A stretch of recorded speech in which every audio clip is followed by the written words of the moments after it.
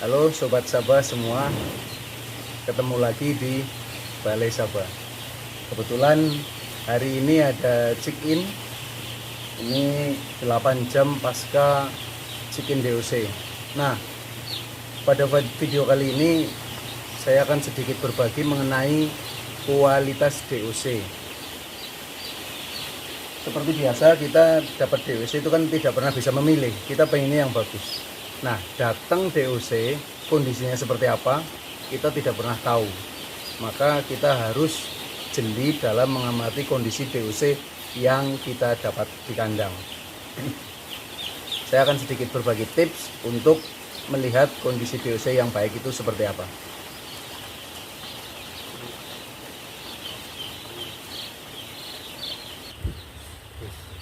Kondisi DOC yang baik ya, jadi dia lincah, aktif, interaktif. Kalau kita balik, ini langsung akan berusaha membalik lagi. Nah, ini dia kalau dikategorikan baik itu ketika kita balik, dia akan kembali berdiri itu kurang lebih dalam waktu 4-5 detik.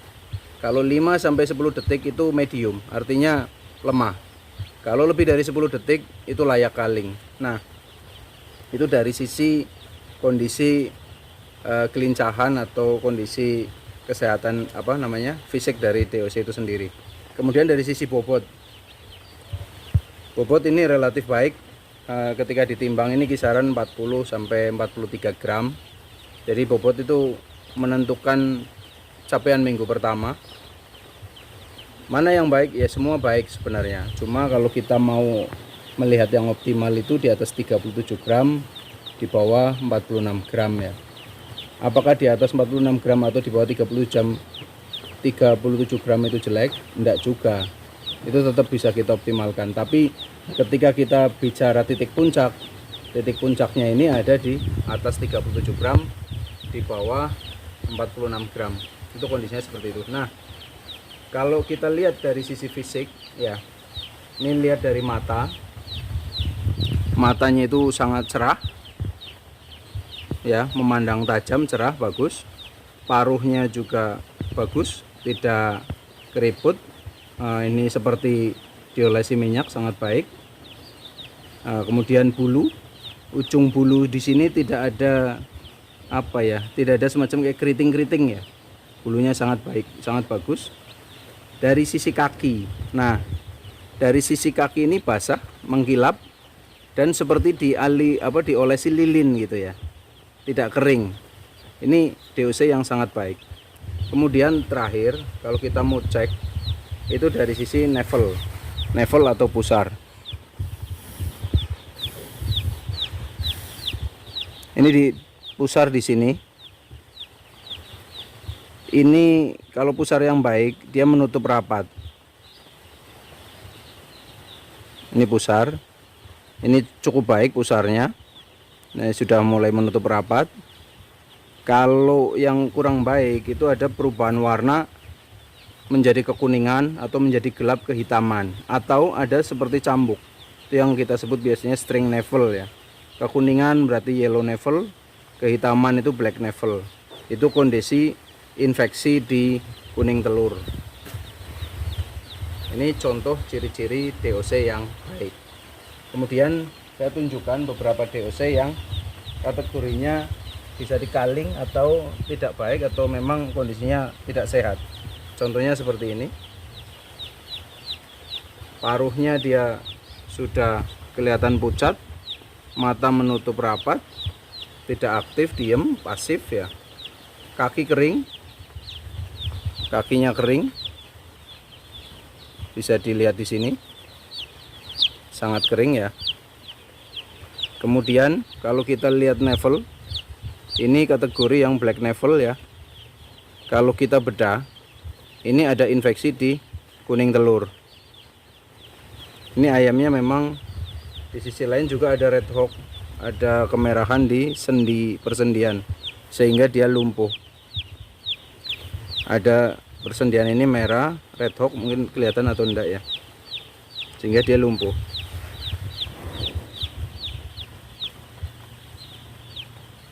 Oke, contoh.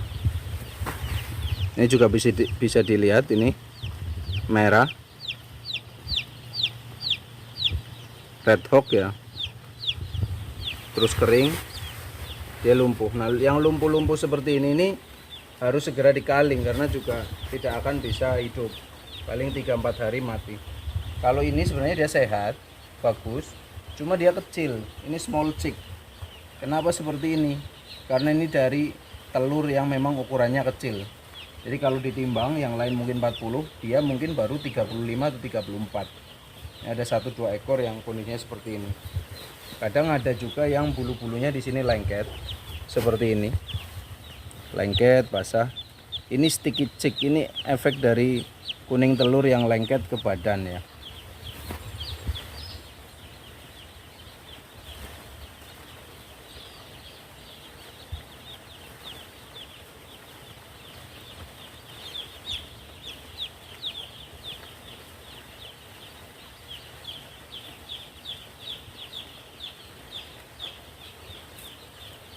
Ini rata-rata kasusnya lebih banyak ke dehidrasi sama red hawk. Jadi DOC ini kebanyakan mengalami red hawk sehingga dia lumpuh. Karena lumpuh ini akhirnya ya mau tidak mau kita kaling gitu ya. Nah, DOC yang baik juga perlu treatment yang bagus. Kalau kita treatment dengan baik pada saat penerimaan, DOC ini akan segera makan dan minum. Suhunya harus terpenuhi, pakan early feeding, pakai koran, sehingga kita targetkan crop fill ya, pencapaian tembolok penuh. Ini 8 jam sudah tercapai 79%. Target kita itu 8 jam 80%. Ini contohnya kayak gini. Isinya penuh sekali ya. Sangat penuh, jendol gede dan konsistensinya seperti bubur.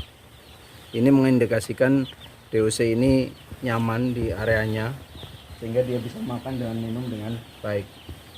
Ketika crop fill sudah tercapai, itu PR kita di awal sudah terjawab. PR 24 jam pertama adalah mencapai target crop fill. Setelah target crop fill tercapai, kita sudah akan berbicara mengenai penyerapan kuning telur lebih cepat, pertumbuhan fili usus akan sangat rapid, sangat masif, sangat baik, dan fili usus tidak rontok. Kemudian yang kalau biasanya pertumbuhannya kan ada yang kerdil-kerdil ya, inferior. Nah, ini DOC yang tidak segera makan atau minum, itulah yang akan pertumbuhannya terlambat. Jadi semakin cepat dia makan dan minum, semakin cepat pertumbuhannya bisa mengejar target gitu ya. Jadi PR pertama di hari pertama adalah pencapaian crop fill dengan kondisi DOC yang baik. Nah, terus apa yang bisa kita lakukan ketika mendapati DOC yang sebagian biasanya ada yang infeksi, baik ompalitis atau radang pusar, atau black navel atau yellow navel, itu yang mengindikasikan ada infeksi kuning telur atau YSI, atau kasus-kasus yang lain. Nah, itu biasanya kita hubungi dokter hewan, kemudian kita treatment dengan antibiotik sesuai rekomendasi dokter hewan. Selama berapa lama? Biasanya dokter hewan itu menganjurkan kurang lebih 5 hari pertama itu dikasih antibiotik yang spesifik ke pencernaan, karena trouble kebanyakan ada di kuning telur dan itu kan di saluran pencernaan, spesifik ke arah situ. Mudah-mudahan informasi mengenai DOC ini sedikit banyak membantu. Tetap ikuti terus Balai Sabah di video-video berikutnya. Terima kasih. Salam sehat.